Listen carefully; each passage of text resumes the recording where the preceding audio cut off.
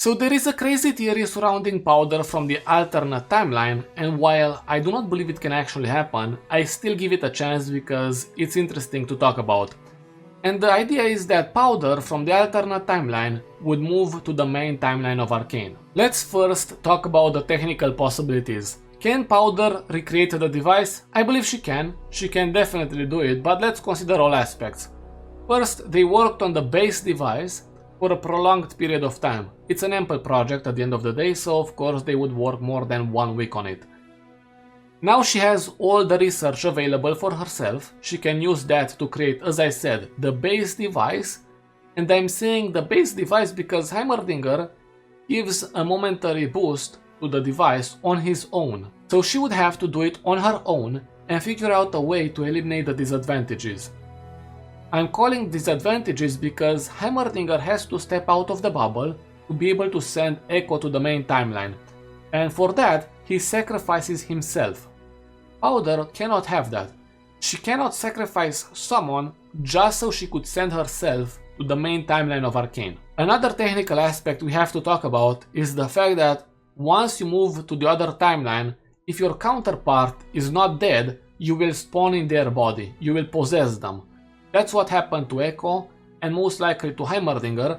However, you can see that Jace is himself in that timeline because his counterpart was dead.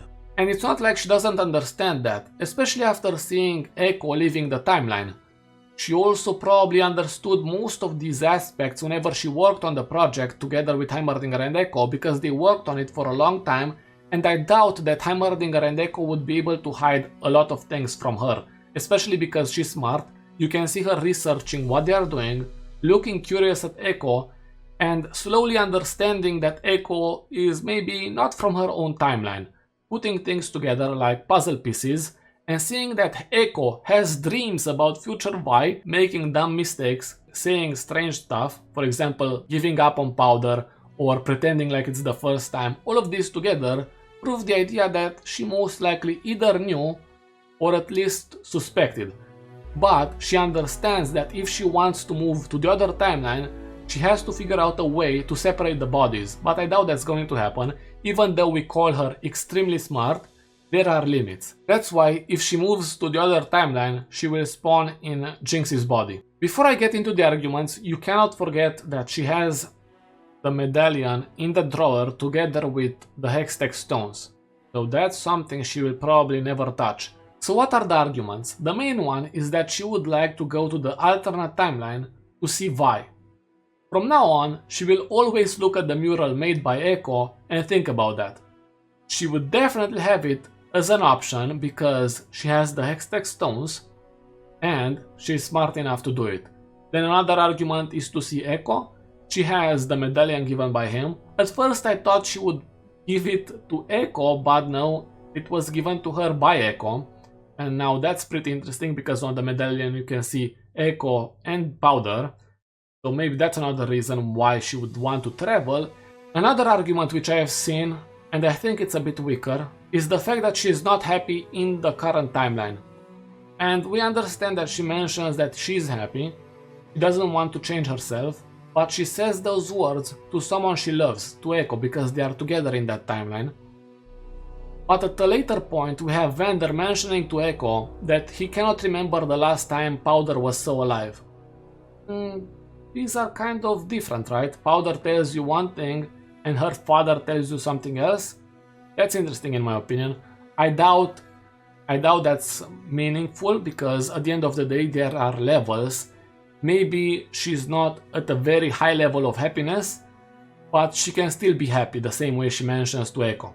We see in the show how much Powder is affected by the loss of her sister, and for good reason.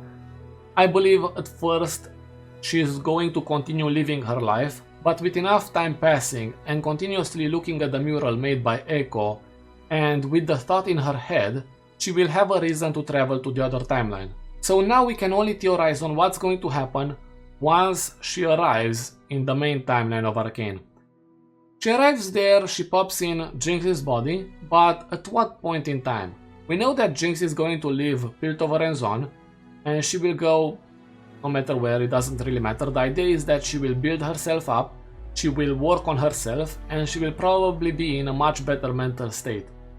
Maybe. At one point, she will return to Zon, and if you think about it, it makes a lot of sense because she belongs to Zon. She will continue helping Echo, probably, no matter what state Zon is in, and this way she will improve her relationship with Echo, and it will get to a very good point. That's when Powder snaps in.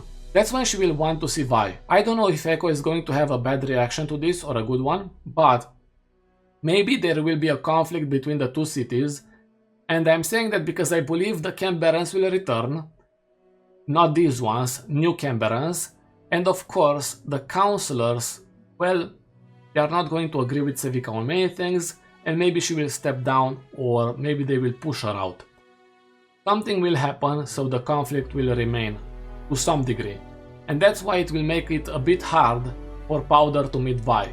And if she actually gets to meet her and then doesn't want to leave the timeline, now that's going to be a problem. That's my theory of Powder traveling from her own timeline, and for that she would have to give up a lot of things.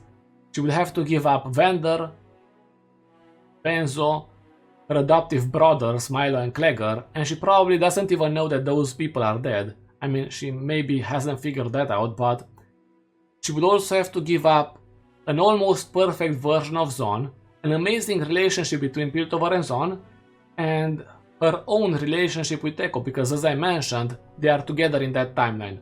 All of these for a chance of meeting her sister, of meeting Vi. And I'm saying a chance because who says she will actually end up in the right timeline? Who says she will end up in the timeline mentioned by Echo from the main timeline of Arcane? Now you're probably thinking to yourself, what if there is a connection between timelines? I believe a timeline connection happened only in Echo's case because he arrived in a timeline where he did not belong. That's why it was easy to send him to the main timeline of Arcane. Unless they made some calculations to do that, and by doing those calculations they would be able to send him to the right timeline, and the same way can happen to Powder, but I doubt that. That's all I wanted to say for today. The conclusions are already drawn, I would say, in regards to if this theory can happen or not. You can tell me your opinion in the comment section, but the idea is, no matter how low the chances of a theory are, I still do not count them out, because I previously counted out theories for which I gave 0.1% chance of actually happening, and those theories happened. So now I keep everything in mind, if those theories have at least some support from the lore. Anyways, enough about that, we'll see what the future holds.